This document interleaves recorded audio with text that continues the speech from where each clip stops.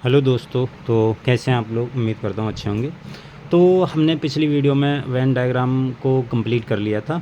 ठीक है, वेन आरेख को हमने पूरी तरीके से अच्छे से समझ लिया था।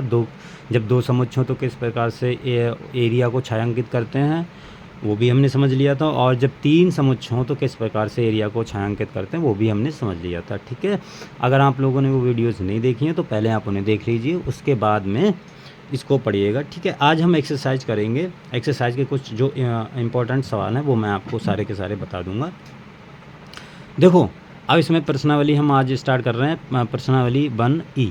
ठीक है, तो यहाँ पर देखो पहला है निम्नलिखित संक्रियाओं को वेन आरेख से प्रकट करो। तो इस टाइप के मैंने जितने भी सवाल हैं, ये तो बहुत सिंपल हैं, इस टाइप के जितने भी हैं मैंने आपको सारे के सारे बता दिए हैं। ठीक, जितने भी सवाल हैं इस टाइप के मैंने सारे के सारे आपको बता दिए हैं, आप उनको अच्छे से पढ़ लीजिएगा। ठीक है, देखो उसी प्रकार से सवाल नंबर 2 है।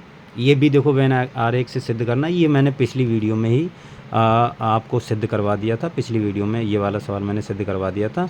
ए minus B union B minus A बराबर A union B A minus B union B minus A बराबर A union B minus A intersection B. ये मैंने पिछली वीडियो में सिद्ध करवा दिया है, तो आप लोगों ने अगर नहीं देखा तो आप उसे देख लीजिएगा। क्लियर, ये बोला है देखो, इसमें हमको सिद्ध करना है कि A dash B dash C dash क्रमशः A comma B comma C के पूरक समुच्चय यानी कॉम्प्लीमेंट हैं।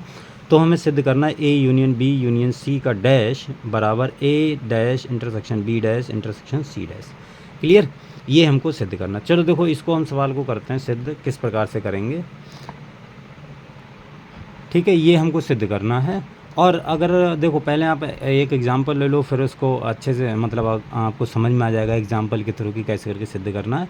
और मैं इन जनरल आपको बता रहा हूँ, आप एग्जांपल लेकर मतलब एक बार संतुष्ट कर लो अपने आप को कि हाँ ठीक हो। लेकिन पेपर में आपको अगर सिद्ध बोला तो इन जनरल ही सिद्ध करना है, जैसे मैं बता रहा हूँ। ठीक है, तो आपको सबसे पहले ये वाली साइड उठानी है, लेफ़्ट हैंड साइड। तो लेफ़्ट हैंड साइड में क्या करोगे, देखो मैं मान लेता हूँ, माना x belongs to A union B union C के डैश में जा रहा है। मान लो कि ए यूनियन बी है जो इनके डैश में जा रहा है, मतलब कॉम्प्लीमेंट में जा रहा है। अगर ये पूरे समुच्चय के कॉम्प्लीमेंट में जा रहा है तो आपको इतना तो पता होगा कि ये इनके यूनियन में नहीं जाएगा। कॉम्प्लीमेंट का मतलब जैसे देखो x तुम्हारा ए कॉम्प्लीमेंट में जा रहा है, तो इसका मतलब है कि x तुम्हारा उस सेट में नहीं होगा। वही चीज़ मैंने यहाँ लिखी, ये कोई तुम्हारा समुच्चय ही होगा। जब भाई तीन समुच्चय हैं, उनका जब यूनियन लेंगे तो एक ही समुच्चय तो आएगा। तो उस समुच्चय के कॉम्प्लीमेंट में जा रहा है यानी पूरक समुच्चय में जा रहा है, लेकिन अगर पूरक समुच्चय में जा रहा है तो उस समुच्चय में नहीं होगा। ये आपको अच्छी तरीके से पता होगी। अब देखो, x ना तो ए में है ना बी में है, मतलब A union B union C में नहीं है, मतलब यूनियन में नहीं आया है किसी भी जब हम तीन समुच्चय का यूनियन ले रहे हैं तो उसमें कोई x अवयव ऐसा है जो किसी मतलब उनके यूनियन में नहीं आया है। इसका मतलब ये है कि x ना तो तुम्हारा ए में होगा, ना बी में होगा, और ना ही सी में होगा। क्यों? क्योंकि अगर एक भी समुच्चय में होता तो उनके यूनियन में आ जाता।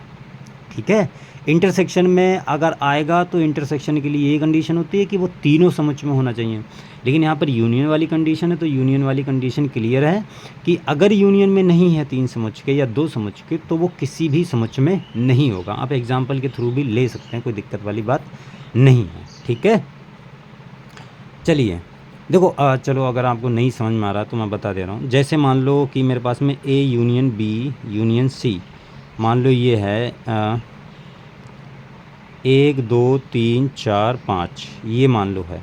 और ए बराबर तुम्हारे पास में है 1 2, और बी में है 3 4, और सी में है तुम्हारे पास में 4 5।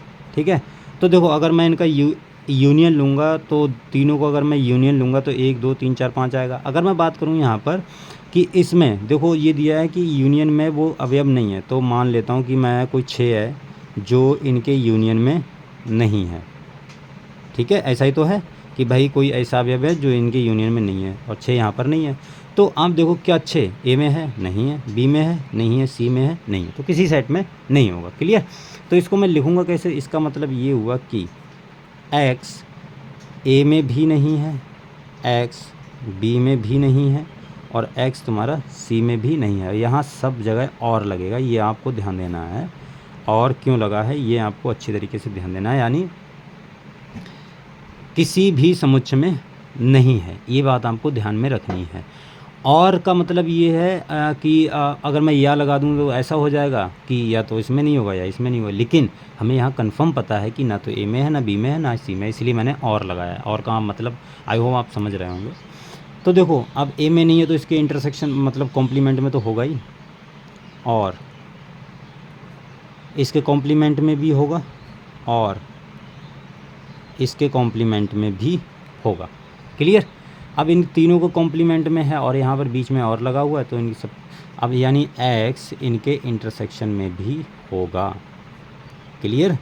इनके इंटरसेक्शन में भी होगा, और बीच में लगा है तो इंटरसेक्शन में भी होगा, सब में है तो इंटरसेक्शन में भी आएगा, जाहिर सी बात है। इसका मतलब यहाँ से एक बात हमें पता चल गई है कि जो A यूनियन B है, यूनियन C है का कॉम्प्लीमेंट है, ये सबसेट किसका है, A dash intersection B dash intersection C dash. ठीक है, इसको समीकरण नंबर 1 मान लो। अब हमको क्या करना है, अब हम इनको इसमें से कोई अवयव मानना है, हम मान लेते हैं पुनः माना x belongs to A dash intersection B dash intersection C dash. अब देखो यहाँ पर बस पीछे ले जाना है, क्या कहते हैं, रिवर्स करते चले जाना है आपको। अगर इनके इंटरसेक्शन में है तो इसका मतलब है कि A डैश में भी है, एंड यहाँ पर मैं और की जगह ये चिन्ह लगा दे रहा हूँ, अब मतलब आप और लिख लेना, और x belongs to B dash and x belongs to C dash. ठीक है। अब देखो इसमें क्या कहते हैं, इनके कॉम्प्लीमेंट में है तो x तुम्हारा A में नहीं होगा, एंड x तुम्हारा B में भी नहीं होगा, एंड x तुम्हारा C में भी नहीं होगा। सॉरी, कॉम्प्लीमेंट नहीं है यहाँ पर, C है सिर्फ। अच्छा, अब इसमें किसी में भी नहीं है तो जाहिर सी बात है, देखो इनके यूनियन में भी नहीं आएगा, वही जो पहले किया था, इसके यूनियन में भी नहीं आएगा।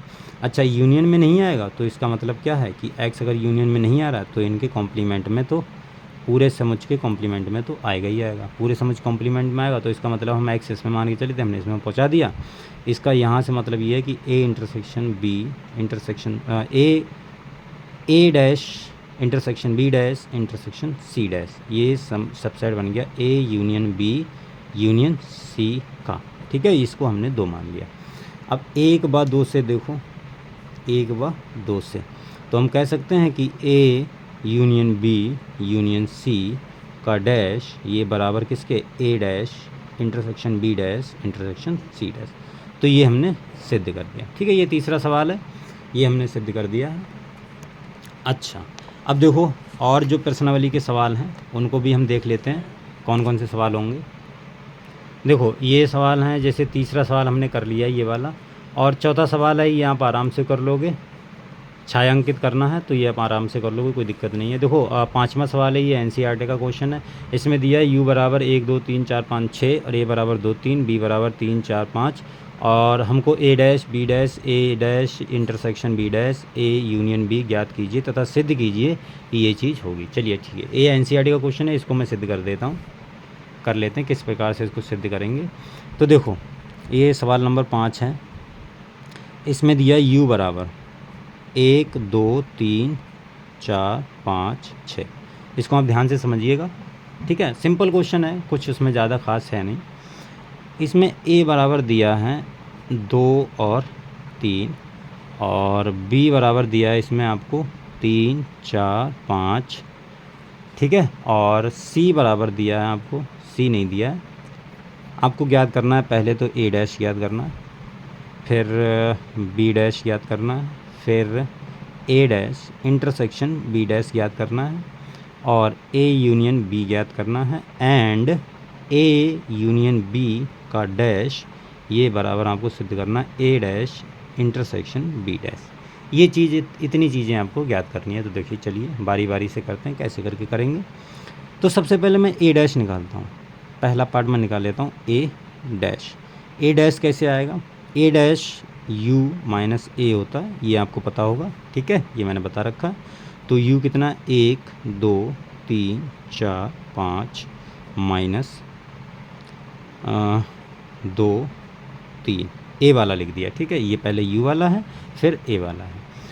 तो अब इन दोनों में देखो कॉमन कौन कौन से हैं, 2 है और 3 भी है, 2 और 3 हटा दो तो बची हुई एक u के अवयव लिख दो, तो 1 4 5, तो ये तुम्हारा ए डैश आ गया। क्लियर, ये तुम्हारा ए डैश आ गया। अच्छा, इसी प्रकार से बी डैश। देखो ये मैंने बात बहुत बार बता रखी कि अगर आप ये चीज़ नहीं भी लिखोगे तो कोई दिक्कत नहीं होगी, अब डायरेक्ट ए डैश लिख दो। ए डैश बराबर यू माइनस ए होता है, तो आप डायरेक्ट ए डैश बराबर 1 4 5 अवयव लिख सकते हो। इसको लिखो ना लिखो कोई दिक्कत नहीं होने वाली, ये मैंने आपको पहले ही बता रखा है, फिर से बता दे रहा हूँ। ठीक है, तो देखो अगर मैं बी डैश निकालूंगा तो बी डैश क्या आ जाएगा, यू माइनस बी। तो यू लिखो, ये मैं आपको सिर्फ इसलिए लिख रहा हूँ आपको अच्छी तरीके से समझ में आ जाए, ठीक है, कि क्या हम कर रहे हैं। तो आई होप आपको समझ में आ रहा होगा।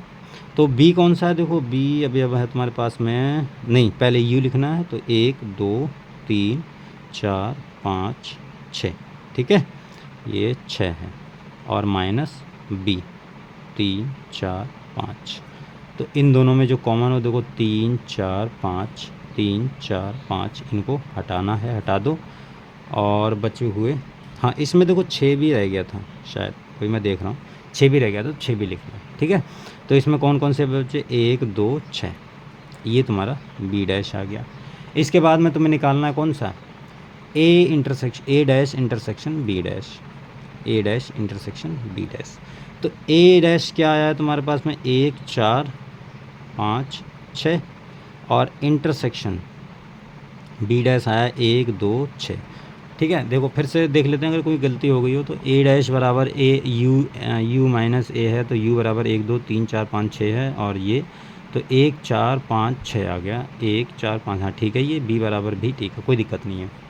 तो ये आ गया तुम्हारे पास में। तो अब इन दोनों में जो कॉमन है, तो कॉमन एरिया कौन सा, एक ये है, ये एक अवयव 6 है, दोनों में ये अवयव उभयनिष्ठ है, तो 1 6 आ जाएगा। अगर मैं ए यूनियन बी निकालूंगा, सिर्फ ए यूनियन बी, तो ए का मान कितना है, देखो 2 3, और यूनियन बी का मान कितना है, 3 4 5। तो अगर इनका यूनियन निकालूंगा तो क्या आ जाएगा, 2 3 4 5। अच्छा, अगर मैं इनका कॉम्प्लीमेंट निकालूंगा, तो कॉम्प्लीमेंट देखो कैसे करके निकालना है मुझे। कॉम्प्लीमेंट देखो, अगर मैं कॉम्प्लीमेंट की बात करूँगा तो ए यूनियन बी का कॉम्प्लीमेंट ये मुझे निकालना है, तो u minus A union B, A union B, ठीक है, ऐसे निकालते हैं। तो एक ए बराबर, ए में कितने अवयव हैं, देखो मैं यहाँ पर डायरेक्ट लिख रहा हूँ, ए में कितने अवयव हैं, यू में देखो 1 2 3 4 5 6 हैं, और ए यूनियन बी में हमने निकाल रखे हैं 2 3 4 5। तो इसमें से यू वाले में से 2 3 4 5 हटा दो, बाकी बचे हुए यू के अवयव लिख दो। तो कौन कौन से बचेंगे, तो आपको दिख ही रहा है यहाँ पर 1 और 6 बचने वाले हैं, ठीक है। तो देखो ये हमको सिद्ध करना था कि A dash intersection B dash ये ए यूनियन बी के कॉम्प्लीमेंट के बराबर होगा। तो दोनों में कैसे अवयव है, 1 3 6, तो ये आ गया। यहाँ से हम कह सकते हैं कि ए यूनियन बी का डैश बराबर A dash intersection B dash. Clear, तो ये तुम्हारा सवाल नंबर 5 हो गया। और भी इसमें सवाल हैं, तो वो आप आराम से खुद से करना ट्राई। 1 2 मैं और देख लेता हूँ अगर कुछ इंपॉर्टेंट होंगे सवाल। देखो ये हमने 5वां कर लिया। छठा सवाल ये है कि u बराबर दिया है 1 से 10 अवयव, और a बराबर इतना, b बराबर इतना, c बराबर इतना। तो ये सारे पार्ट आपको ज्ञात करने हैं, और ये आप भली भांति आराम से कर लोगे, कोई दिक्कत नहीं होगी। अगर कोई दिक्कत हो तो आप मुझे कमेंट सेक्शन में बता सकते हैं, मैं बता दूँगा। उसी प्रकार देखो 7वां है, 7वां, इससे कन्फ्यूज मत होना, ये कोई समुच्चय है, ठीक है, इसको आप u मान लो। अगर आपको ये, वैसे तो ये क्या कहते हैं एप्सिलॉन होता है, तो आप इसको u मान लो, कोई दिक्कत नहीं है, आप इसको u मान के कर लो, कोई प्रॉब्लम नहीं है, ये यूनिवर्सल सेट ही है, ठीक है। तो उसमें आपको ये बताना है। और 8वां भी आप आराम से कर लोगे, कोई दिक्कत नहीं है। देखो यहाँ पर लिखा है ए डैश का डैश, तो ये ए बराबर ही है, तो यही वाला आ जाएगा, कोई दिक्कत नहीं होगी, ठीक है। सिद्ध करो 9 का, ये मैंने पहले ही आपको करवा दिया है, ये आप सिद्ध कर लेना।